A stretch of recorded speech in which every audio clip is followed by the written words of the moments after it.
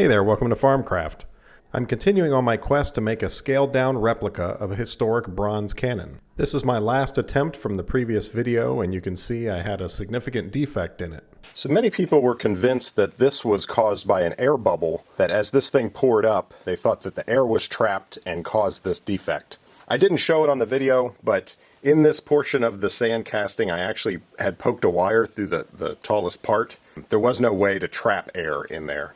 Greensand is also very porous. The more coarse your sand, the more porous it is to air. My sand is quite coarse, so air goes right through it. So that was not an air bubble, but I can prove it. I didn't have quite enough metal. If you look here, you can see where my level was. This is how high I poured to. So I was flat kind of across there. There's a little bit of a flat right here. So I was missing the top, maybe quarter inch of that circle. But look right here. It's flat across there, so it filled all the way up to here. Now obviously when this was all molten, it would have been flat across there because a liquid is going to find the level. This defect then contracted in after the pour, so that was not because of an air vent issue.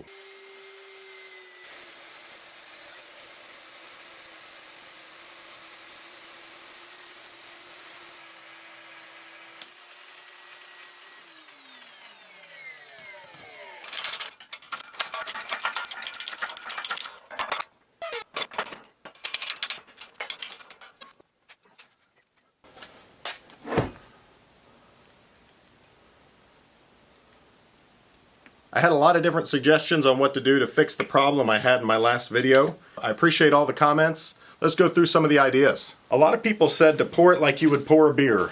Basically, if this was packed with sand, pour it at an angle and pour the metal in like that so that it then runs down the side and goes into the bottom. My problem with that is I think it would erode. Where that metal is hitting the side, it's going to dig a channel into that sand. That metal is very heavy, and then you're going to end up with this channel. And then also, when it does get to the bottom, it's still going to slam into the bottom and mess that up. So it's a good idea. If I did a sodium silicate sand, then that would be more likely to work.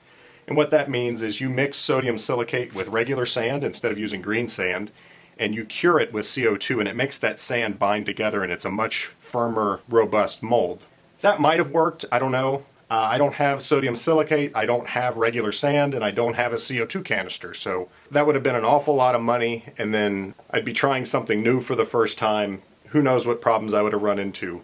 I really want this to be successful, so I scrapped that idea, though I think it's a good one. A lot of people said to do the lost wax method, which is how they do it commercially, and of course that would work, but again, it's a bunch of stuff that I've never done before, and it's a bunch of materials that I don't have. Trying to do this within reason. This is a hobby. The two that I think were the best, molding plaster. This is 8,000 psi plaster when it sets up, and make a cast of the bottom of this mold. Of course, I'd have to do both sides, and then I would put those together, and so this would then convert into sand up here. I would basically put this into the sand mold. Once I've packed all the sand around it, I can remove the pattern, and I would have a green sand pattern with this at the bottom. This is plenty robust to take that metal slamming into it. That would work, and that has an advantage of I don't need a vent, I don't need a pour spout, I just need a hole in the top that's big enough that I can pour in while the air is coming out.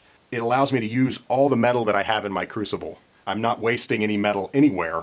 What I would want to do is fill that all the way up to the top, and then a little bit more to make a riser that would allow my casting could pull from. I have another suggestion that I think is better, and that's the one that I'm going to try.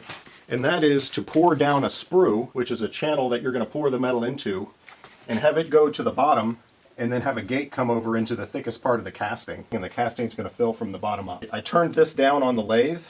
You make these tapered so that you have a constant flow of metal at the bottom. I also turned this guy down, and that is going to be my vent and riser. That's going to come out of the top, and that one is split. So that's the plan. Let's see if we can make it happen.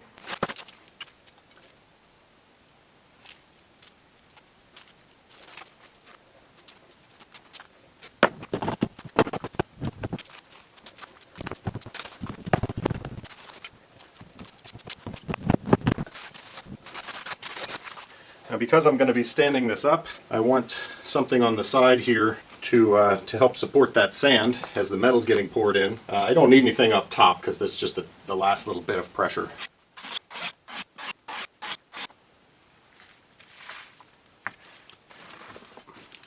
clean this up some.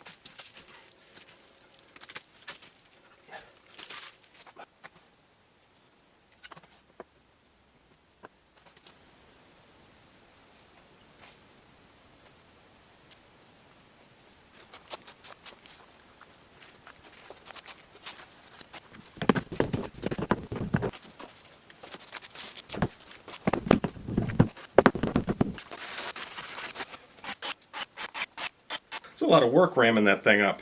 Probably doesn't look like it on the video because I speed everything up so much.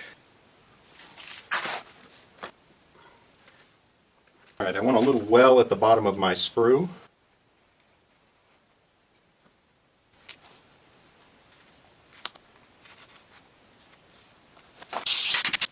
Now would it be a good idea to put a piece of metal in the bottom of that? Like if I cut that much off of that pipe, cut it in half and left that half down in there. I think I'm going to, because that metal just constantly hitting that sand, it's going to erode into it. Could potentially mess up this whole thing. This would spread out the load, and this is steel, so it's plenty heavy, it's not going to float. Got a piece of metal there, and I'm just going to push it down into the sand.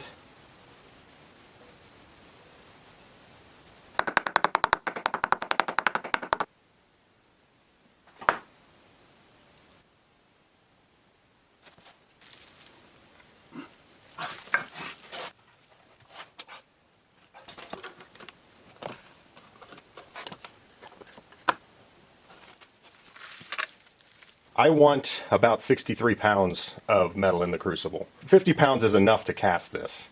So that's going to give me an additional for slag and then additional for my sprue and my riser. And that's about as much as I think I can handle. There's my 49 pounds. This is enough to make 14 pounds of gunmetal. I always change over to kilograms because, man, it's a pain in the butt doing this with Imperial.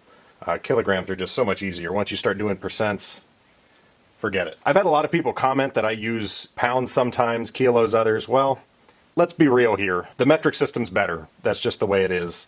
But I live in the United States and everyone's using pounds and gallons and all this stuff, so by necessity I am familiar with both systems. Ideally everyone would use metric, but they don't. So learn both systems and quit griping about me using pounds or kilos or whatever. Just learn them both and you're going to be better off. So in order to make 14 pounds of gunmetal, I need this much copper. Unfortunately I have to get rid of this shiny guy, but it's all the copper I have. I need 573 grams of tin right here. And now I need zinc. I've melted this gunmetal a couple times. Every time you melt, you're losing some of your zinc. It goes off as zinc oxide. So I'm probably getting a little low on my zinc content. Gunmetal formulations range from 2 to 4% zinc. I'm going to go with 4% on this one just to up my zinc content of the whole mix a little bit.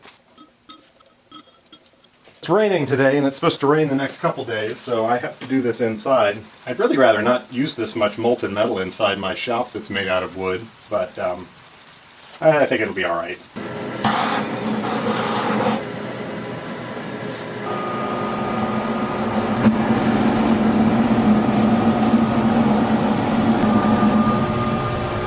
I didn't like it being inside, so I do have a little overhang there, so I just put the furnace out there. I'm going to do the pour right in this area here.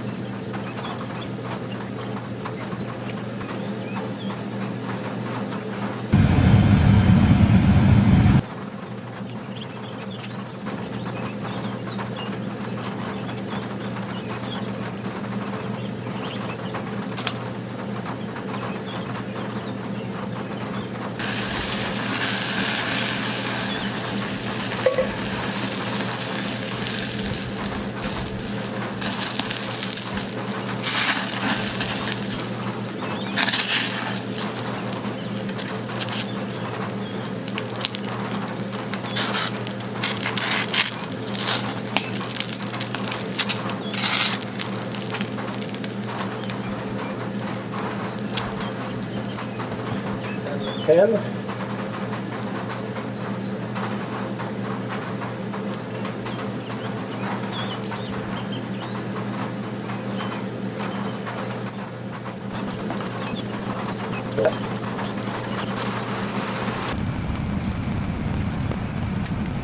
All right, I'm gonna get it good and hot.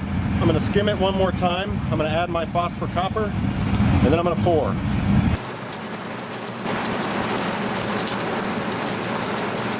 This is the phosphor copper.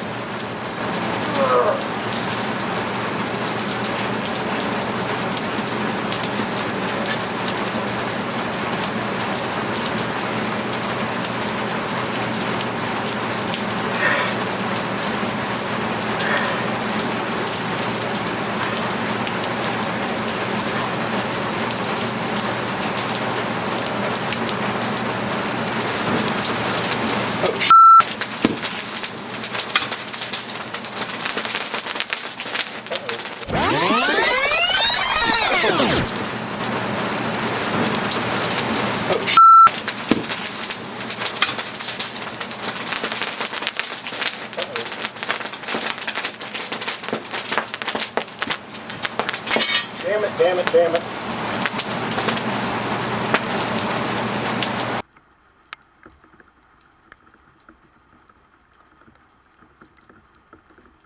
Yeah, the bottom of my mold split, and molten metal just started pouring out.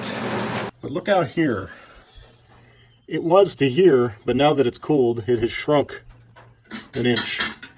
And that thing is solid.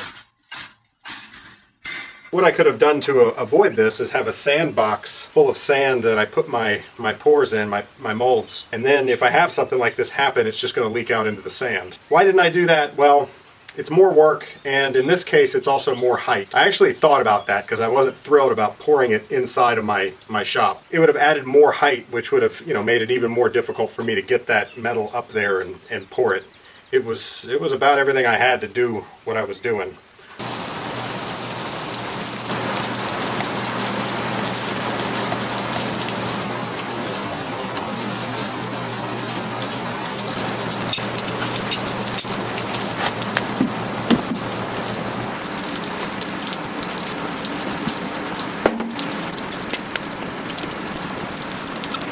This looks like a total and utter failure, but I'm not sure that it was. I think this almost worked.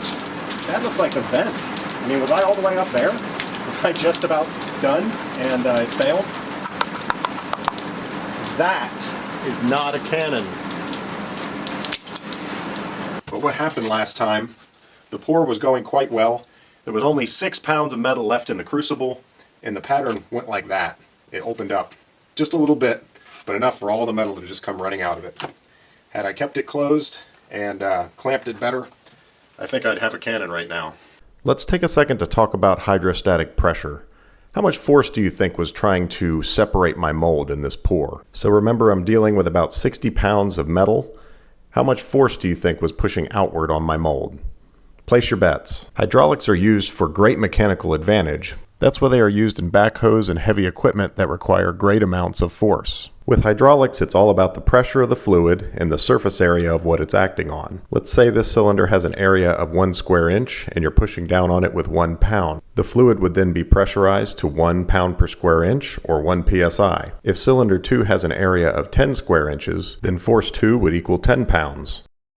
So for my cannon, the PSI is generated by gravity, and it depends on the depth of the metal. So I used an online hydrostatic pressure calculator. My depth is 28 inches. Specific gravity of 8 means it's 8 times the density of water. I looked that up. That's true for bronze. And there's gravity. And then I output my pressure in PSI, and I'm at about 8 PSI at the bottom of my mold. Now this is linear, so at the halfway point I'm at 4 PSI, and I can assume 4 PSI average along the whole length. Now my cannon is about 4 inches at the breech, 2 inches at the riser, and about 2 3/4 at the narrowest part. So it won't be perfect, but we're just going to assume a 3-inch cylinder all the way down. That gives me a cross-sectional area of 84 inches. Multiply that by 4 PSI, and you get an astounding 336 pounds. 336 pounds? Yeah, I know that sounds ridiculous, but it's true. I've got a system set up here that's acting like a lever, pushing outward in all directions on my box, trying to separate it. Once I've got this mold rammed up and together, I'm going to put a strip of plywood right here. I'm going to screw it in. And then just for good measure, once I've got it stood up and ready to pour, I'm going to put a strap or two around it so that there's absolutely no way this thing is going to separate.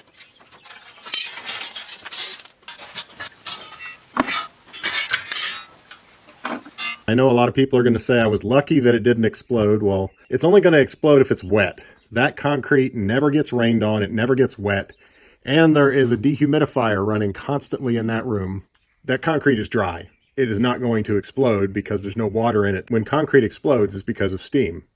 Now, out here, it just rained. I'll admit that this is a little more dangerous. I think people overstate the danger a little bit, but just keep in mind, you probably shouldn't do what I'm doing unless you're willing to take the risks, because there definitely are some. Melting metal to 2,000 degrees is a dangerous thing to do.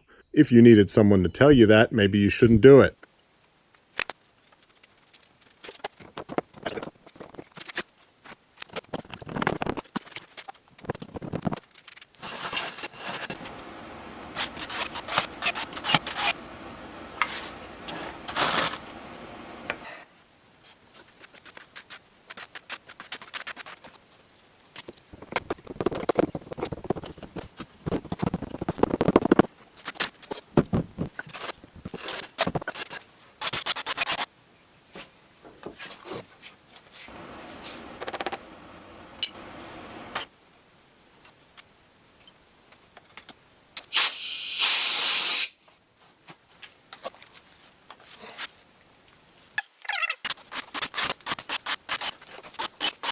All right, I'd like to see that come apart now.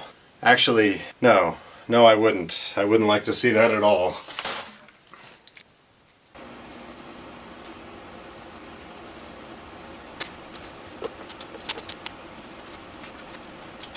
So it took quite a while, but I finally got all the metal remelted. All these irregular pieces were kind of tough to fit in there.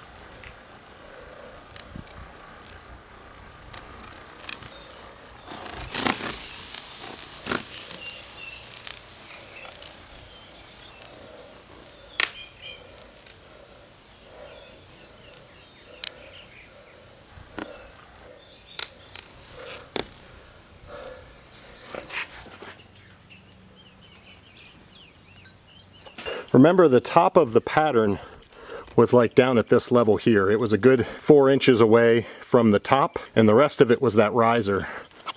And you can see the center of that riser shrinking down. That is why you pour vertically, because that's how it's going to shrink. I can cut the riser off, and if there's any shrinkage left in the center of the barrel, it's going to get drilled out. So it's the next morning. It's probably been 18 hours or so.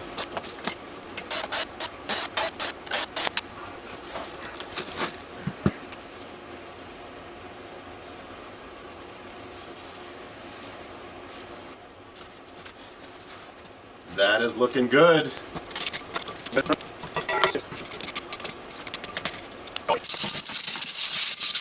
Even though I had that sand packed really, really tight, the metal pushed out into the sand. So that's why I've got this this funny looking finish down here as opposed to this up here. So that's a negative of pouring vertically. There's so much hydrostatic pressure. I almost think I had to use plaster or something. The green sand just can't take it. But this is still usable. I'm going to machine this thing anyway, so I can work with this.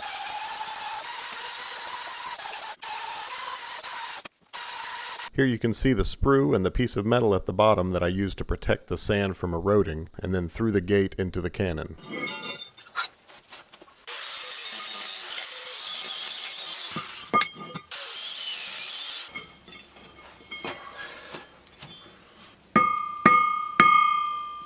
I was surprised I didn't get as far up into the riser as I did. I was expecting to have plenty of metal and maybe even some left over. So here's the sprue. It looks like it was this way, doesn't it? But it was not. It was this way. And rather than getting narrower as it goes down, it actually gets wider. Pressure pushed out that sand. Even though I rammed the heck out of it, it pushed it out a lot. You know, that's an inch across. This is a ½ inch. So I think this cannon is bigger, which is great. Big is good.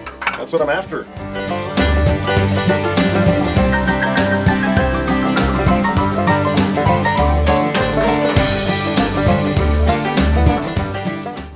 Let's see what size we got here. Okay, so the pattern was 3 3/4, and this should be smaller than that. But since it pushed out into the sand, I'm actually at 3 7/8. So the next step is I got the barrel now, so I need to machine this, cut this off, drill it out, and then I got to make all the rest of the parts. The wheels and the whole structure that the cannon sits on, the tilt mechanism. You can see right now it's balanced. It's a little bit back. Once I cut this riser off, it would sit like that. And then you have a screw mechanism in the back that you can adjust the pitch. So I'm really torn. Do I leave it with this nice cast finish, or do I machine it down and polish it and make it shine? This looked ugly at first, but now that most of the sand is out of it, it actually looks kind of cool. I don't know if I want to shine it up or leave it like this. Tell me what you guys think. Leave it rustic, shine it up. Thanks for watching, guys. More work to do. This is getting exciting. We'll see you on the next one.